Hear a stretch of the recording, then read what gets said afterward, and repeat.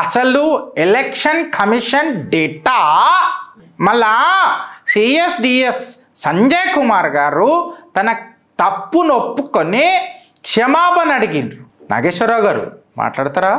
జారిందా లంగోటి? ఇప్పుడు నేను ఒక క్వశ్చన్ అడుగుతున్నా, దానికి రాహుల్ గాంధీ గారు సమాధానం చెప్పాలా, మన కాంగ్రెస్ పార్టీ కార్యకర్తలు సమాధానం చెప్పాలా, సెక్యులర్ వాదులు సమాధానం చెప్పాలా, కమ్యూనిస్టులు సమాధానం చెప్పాలా, నా ప్రియమైన ప్రొఫెసర్ నాగేశ్వరరావు గారు కూడా సమాధానం చెప్పాలా.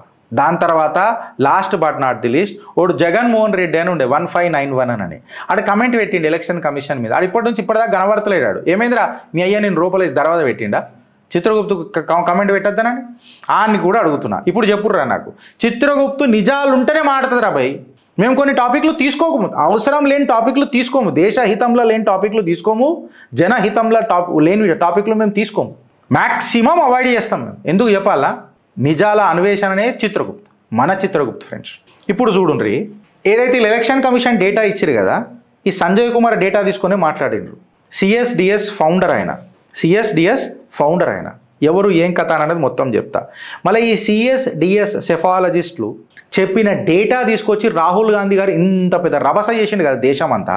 మళ్ళీ ఇది is this normal or unusual నేను అడుగుతున్నా ఫ్రెండ్స్. ఇవాళందరినీ చిట్టా లోపలికి పోతే ఏందనంటే ఇవాళ వీళ్ళందరూ మాట్లాడాలి. ఇగో ఈయననే సంజయ్ కుమార్, ఈయన అపాలజీ చెప్పేసిండు. మోటాగా పంచాయతీ ఏముండేనంటే ఆగస్టు 17, 2025కి సంజయ్ కుమార్ ఏం చేసిండంటే ఈ సిఎస్డిఎస్ ఏదైతుందో దీన్ని centre for the study of developing societies అని చెప్పి దీన్ని అంటారు. దీనికి ఫండర్ ఎవరు? Sanjay. Centre for study of developing societies దానికి ఫండింగ్ చేసే మనిషి సంజయ్. ఈయన ఏం చెప్పిండంటే ఒక ఓటర్ టర్న్అవుట్ డేటాని రిలీజ్ చేసిండు మహారాష్ట్ర అసెంబ్లీ ఎలక్షన్స్కి సంబంధించి.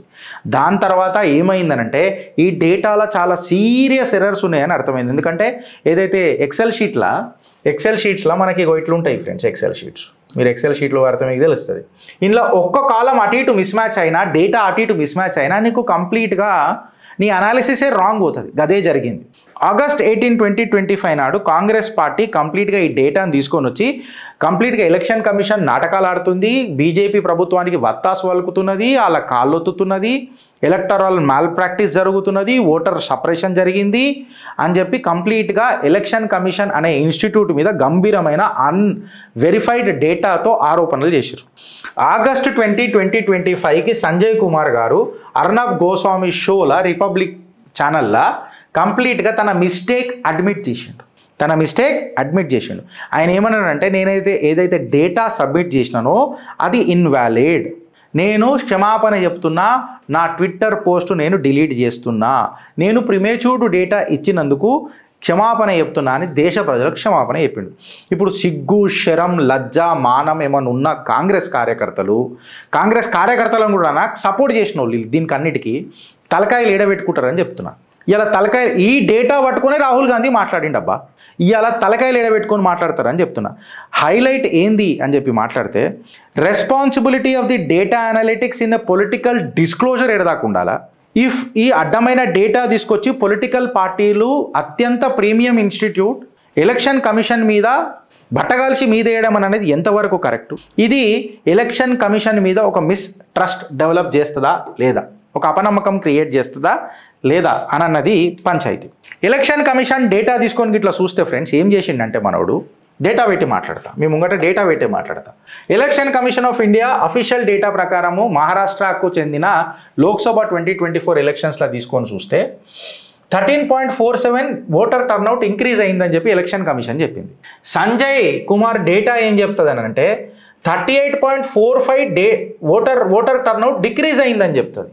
దాన్ని కరెక్ట్గా అనాలిసిస్ చేసి చూస్తే మళ్ళా సంజయ్ కుమార్ డేటా తీసుకొని చూస్తే 38.45లా శివసేన క్యాండిడేట్ ఆశీష్ జేసాల్ ఎవరైతే ఉన్నారో 38.45 తక్కువ పోలింగ్ అయితే 1,00,000 ఓట్ల మెజారిటీతో ఎట్లా గెలిచిండు అనే మాటకు ఆన్సర్ చెప్పలేకపోయాడు. దాని తర్వాత ఏమైందనంటే సంజయ్ కుమార్ క్లియర్ కట్గా ఒప్పుకున్నాడు, ఎస్ నేను ఒక కాలం మిస్ మ్యాచ్ అయింది, డేటా రాంగ్ అయింది, నేను పబ్లిక్కి అపాలజీ చెప్తున్నా అని చెప్పి చెప్తాడు. ఇది జరిగిన panchayat actually.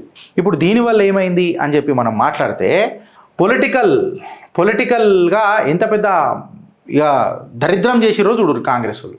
August 18కి Sanjay Kumar data, అడ్డమైన డేటా, అన్వెరిఫైడ్ డేటా అని తీసుకొని వచ్చి ఓట్ చోరీ అయింది అని చెప్పి ఎలక్షన్ కమిషన్ మీద గంభీరమైన ఆరోపణలు చేశారు. దాని తర్వాత సోషల్ మీడియాలో ఎలక్షన్స్ రిగ్గడ్ అయినాయి అని చెప్పి సంజయ్ కుమార్ యొక్క నరేటివ్ని తీసుకొని పెట్టిండ్రు. ఆఖరికి సంజయ్ కుమార్ దానికి అపాలజీ చెప్పాడు. అంటే నువ్వు ఇవాళ ఎంత పెద్ద పాలిటిక్స్ ఆడినావు నీ దేశంలో, మీ నోట్లలో మీరే ఉంచుకున్నట్టు. అందుకే గాలిలో ఉమ్ముద్రా అని చెప్తారు, అది ముఖం మీద పడుతుంది అని చెప్తారు. ఇవాళ అత్యంత ప్రీమియం ఇన్స్టిట్యూట్ వాళ్ళు ఏమని మాట్లాడతారు కాంగ్రెస్ వాళ్ళని అంటే సీసీటీవీ ఫుటేజ్ రిలీజ్ చేయాలి కదా మాకు అని చెప్తారు. అరే ఎవడన్నా తెలుగు ఉన్నోళ్ళు ఏమన్నా మాట్లాడతారా? అసలు రాజ్యాంగం తెలుసారా మీకు? సర్వలెన్స్ మెటీరియల్ ఏదైతే ఉంటుందో అది క్లాసిఫైడ్ డేటారా? ఎవడికి ఎట్లా ఓటేసిండు అనేది బయటికి రాదురా. ఆ సర్వలెన్స్ డేటా బయటికి రావాలంటే కోర్ట్ ఆర్డర్ నుంచే బయటికి వస్తుంది. ఇది లీగల్ మ్యాండేట్. ఎలక్షన్ కమిషన్ అందుకే నువ్వు అఫిడవిట్ ఇవ్వు, నువ్వు డ్యూ ప్రొసీజర్ ఫాలోగా, దాని తర్వాతనే మనం మాట్లాడదాం అని చెప్పి మాట్లాడుతుంటే ఎలక్షన్ కమిషన్ దగ్గర వాళ్ళ డేటానే కదా, వాళ్ళే ఇవ్వచ్చు కదా. ఏం రా మీ బతుకులు. ఒక ప్రొసీజర్ ఉన్నప్పుడు ఆ ప్రొసీజర్ ఫాలో కావాలరా. ఒక అత్యంత ప్రీమియం ఇన్స్టిట్యూట్ ఎలక్షన్ కమిషన్ని ఇంత మలైన్ చేసుడు అనేది సబబా? ప్రాసెస్ ఫాలో కాకుండా అది కూడా సిగ్గులు శరాలు ఏమైనా ఉన్నాయా మీకు? దానికి తోడు మీరు కమెంట్ రూపంలో పెడతారు. ఇంకా ఎలక్షన్ కమిషన్ అపాయింట్మెంట్లలో మీరు చీఫ్ జస్టిస్ని తీసేసారు అంటే వెనకటికి ప్రొసీజరే లేకుండేరా. అది మోదీ వచ్చిన తర్వాత ఒక ప్రొసీజర్ పెట్టిండు. వెనకటికి ఇందిరాగాంధీ పెట్టుకోలేదురా, జడ్జిలనే పెట్టుకుంది కదరా. మళ్ళీ అప్పుడు లేవని గొంతులు ఇప్పుడు ఎందుకు మాట్లాడతారా? టూ మచ్ ఆఫ్ డెమోక్రసీ ఉందా? అప్పుడు ప్రెస్ ఫ్రీడమ్ ఉండేనారా మీకు? అరే ఒక్కసారి జర లాజికల్గా ఆలోచించుర్రా. పైరవీలు చేసుకోరు, నేను వద్దంటలేదు. పైసలు సంపాదించుకోరు, నేను వద్దంటలేదు. కానీ దేశాన్ని తాకట్టు పెట్టుడు ఏందిరా నాకు అర్థం కాదు. మరి ఇంత ఘోరమా? బ్రాడర్ క్వశ్చన్స్ ఉన్నాయి రా. ఇలా మీ డేటా యొక్క, మీ అనలిస్టుల యొక్క అకౌంటబిలిటీ ఏంది మీ కాంగ్రెస్ పార్టీలో? అడ్డమైన డేటా, ఒక సెలెక్టివ్ డేటా తీసుకొని వచ్చి, అది కూడా సిఎస్డిఎస్ డేటా, ఒక సెఫాలజిస్ట్ డేటా తీసుకొని వచ్చి, అది కూడా అన్వెరిఫైడ్ డేటా తీసుకొని వచ్చి మాట్లాడతారు. ఇంకా హైలైట్ ఏందని అంటే ఫ్రెండ్స్, ఇక్కడ మీకు అర్థమైతలేదు. ఈ సిఎస్డిఎస్ ఎవడైతే సంజయ్ కుమార్ గారు డేటా ఇచ్చిండు కదా, ఆయన ఇచ్చిన డేటాలో ఈ గ్రాన్యులర్ క్యాస్ట్ అనాలిసిస్ అనేది హిందూ సమాజంలో చేసిరు తప్ప ముస్లిం సమాజానికి కేవలం క్లాస్ రూపంలో బైఫర్కేషన్ చేశారు. హిందూ సమాజంలో క్యాస్ట్ రూపంలో గ్రాన్యులర్ అనాలిసిస్ చేస్తారు, మన ముస్లింలలో క్యాస్ట్ ఎందుకు రాదు? ముస్లింలలో క్యాస్ట్లు లేవా? ఈ సిఎస్డిఎస్ అనే సంస్థ ఏదైతే ఉందో ఫ్రెండ్స్, ఇది ఫోర్డ్ ఫౌండేషను, ప్రాజెక్ట్ స్పెసిఫిక్, ఇట్లా నిజంగా చెప్పాలనంటే deep state involvement funded organisation ఇది. ఫోర్డ్ ఫౌండేషన్ నుంచి వీళ్ళకు పైసలు వస్తాయి. ఈ అన్వెరిఫైడ్ డేటాను తీసుకొని వచ్చి ఇవాళ ఇర్రెస్పాన్సిబుల్గా భారతీయులను ఇబ్బంది పెట్టిందా కాదా? ఒక మట్టుకు నాసుంటోడు కూడా అవునా ఇట్లా అయిందా అని ఆలోచించినమా లేదా?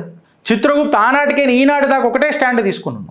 ఇప్పుడు దీని మీద మాట్లాడరు ఫ్రెండ్స్. ఏదైనా ఆగస్ట్ 17కి సంజయ్ కుమార్ ఇచ్చిన data fraud, voter turnout data fraud అని తెలుసు.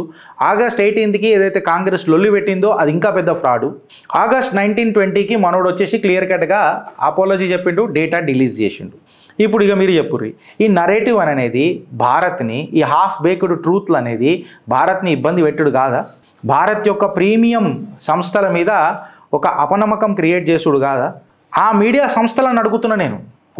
పెద్ద రన్ చేసినాయి కదా, ఓట్ చోరీ అయిపోయింది, ఓట్ చోర్ గద్దీ చోడ్ అని చెప్పి మాట్లాడారు కదా. మళ్ళీ నేను ఇవాళ ఏం పెట్టాలరా మీ అందరి మీద? ఏం పెట్టాలా? నాకు మాటలు రాక కాదు, ఎడ్డోడు అయిపోయారురా మీరంతా. ఎడ్డోళ్ళు అయిపోయారు. ఒక సామెత ఉన్నది ఆంధ్రాలో, ఏటగాడు ఎడ్డోడు అయితే గడ్డలకేనేమో చూపిస్తుందంట పెద్ద పులి. చూసుకోపోండ్రి మళ్ళీ వంకొని సిగ్గులు శరాం ఏమన్నా ఉండాలా మాట్లాడని. ఇవాళ మాట్లాడరు, వాళ్ళ గొంతులు రావు గట్టిగా. మళ్ళీ ప్రొఫెసర్ నాగేశ్వరరావు గారు మాట్లాడాలి కదా, అప్పుడు పెద్దగా మాట్లాడిండు కదా. అసలు ఎలక్షన్ కమిషన్ డేటా మళ్ళా సిఎస్డిఎస్ సంజయ్ కుమార్ గారు తన తప్పు నొప్పుకొని క్షమాపణ అడిగిండ్రు. నాగేశ్వరరావు గారు మాట్లాడతారా? జారిందా లంగోటి జారింది కదా అందరికీ. అదేందో అర్థం కాదు, లంగలదే లంగోటి జారుతుంది ఇవాళ రేపు. కిందికి మీదికి అయినాయొచ్చు, నన్ను అడగకుర్రు ఏందో. కానీ content is the king friends. మేము సగం నిజాలు చెప్పాం, చెప్తే మొత్తం చెప్తాం, లేకపోతే అన్ని మూసుకొని కూర్చుంటాం. ఇప్పుడు అర్థమైందా మేము తీసుకున్న stand? Hey my friend Jaganmohan Reddy 1591 ఏడునోరా? మీ అయ్యా దాచిపెట్టిన ఆడరా, కళ్ళకి కత్తలు కట్టినాడు లేదా చేతులకు పాలిష్ వచ్చిందారా? పడిపోయినా ఈ కమెంట్లు పెట్టడానికి ఇవ్వాల.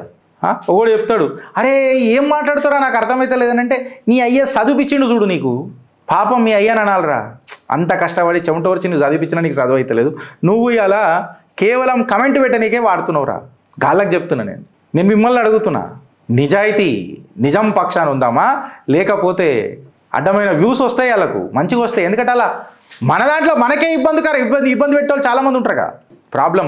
ప్రాబ్లం అది. నువ్వు నిద్రలే ఆలోచిస్తావా లేక అనుభవిస్తావా?